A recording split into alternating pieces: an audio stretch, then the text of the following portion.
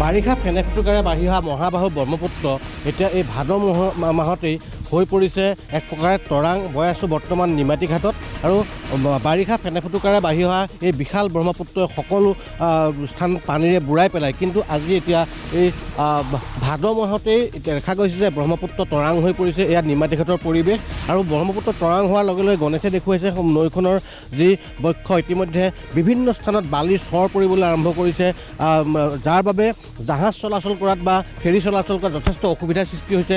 এনেধৰণে অভাৱনীয়ভাৱে বালি পৰিছে যে ব্ৰহ্মপুত্ৰৰ বুকু তৰাং হৈ পৰিছে। গণেশে দেখুৱাইছে নিমাতী ঘাটৰ কাষতে থকা সন্মুখতে থকা এইটো এটা বৃহৎ চৰ ইতিমধ্যে বালি পৰি এটা চৰ হৈ পৰিছে, যাৰ বাবে মাজুলীলৈ অফলামুখ অঞ্চলৰ পৰা অহা এই নদী যোৱা যিসমূহ ফেৰী সেইসমূহে চেনেল সলনি কৰিবলগীয়া হৈছে আৰু ব্ৰহ্মপুত্ৰৰ বিভিন্ন স্থানত অভাৱনীয়ভাৱে চৰ পৰিছে, বালি পৰিছে আৰু সেই সমস্যাৰ সৈতে মোকাবিলা কৰিবলৈ তেওঁলোকে অহৰহ চেষ্টা কৰিছে যদিও এনে হাৰত পানী শুকাই থাকিলে বৃহৎ জাহাজসমূহ চলাৰ ক্ষেত্ৰত বহুত অসুবিধা হ'ব। আভ্যন্তৰীণ জলপৰিবহণ বিভাগৰ বিষয়া আছে, মই আপোনাৰ পৰা জানিম। ব্ৰহ্মপুত্ৰত দেখা গৈছে যে য'তে ত'তে বালিৰ চৰ পৰিছে, সোঁফালে কওক বাওঁফালে কওক। এতিয়া ফেৰী গতি ইয়াতে বহুত ক্ষেত্ৰত আপোনালোকে গতিবেগ নিয়ন্ত্ৰণ কৰিবলগীয়া হৈছে বা ট্ৰেক সলাবলগীয়া হৈছে। আমি এতিয়া গম পাইছোঁ যে কমলাবাৰী ঘাটেই হওক বা অফলামুখৰ ঘাটেই হওক ফেৰীসমূহ তেওঁলোকে পূৰ্বে চলা পথেৰে যাব পৰা অৱস্থা নাই। কওকচোন কেনেকুৱা? মানে লাষ্ট আমি বহুত বছৰৰ পৰা মই দেখাই নাই। একচুৱেলি মই এইটো নিমাতী ঘাটত 2006 চনৰ পৰাই আছোঁ, কিন্তু এনেকুৱা পৰিৱেশ মই দেখাই নাছিলোঁ। এতিয়া মানে চেনেলটো চেঞ্জ হ'ল, যিহেতু আমাৰ দলং বনোৱাৰ পৰা আগৰ যিটো অফলা ঘাটেদি মৌচাপৰি কাষেদি আহিছিলে সেই চাপৰিটো বন্ধ হ'ল। আমাৰ কমলাবাৰী ঘাটলৈ যিটো তলেদি যাওঁ সেইটোও বন্ধ হ'ল। এতিয়া আমি এটা দুটা সৰু চাব চেনেল দি কমলাবাৰী ঘাট আৰু অফলা ঘাট মিলাব লগা হৈছে। যথেষ্ট হেৰি হৈছে। এনেকুৱা দিনত কেতিয়াও মই এনেকুৱা ডেপ্থ কমা দেখাই নাছিলোঁ।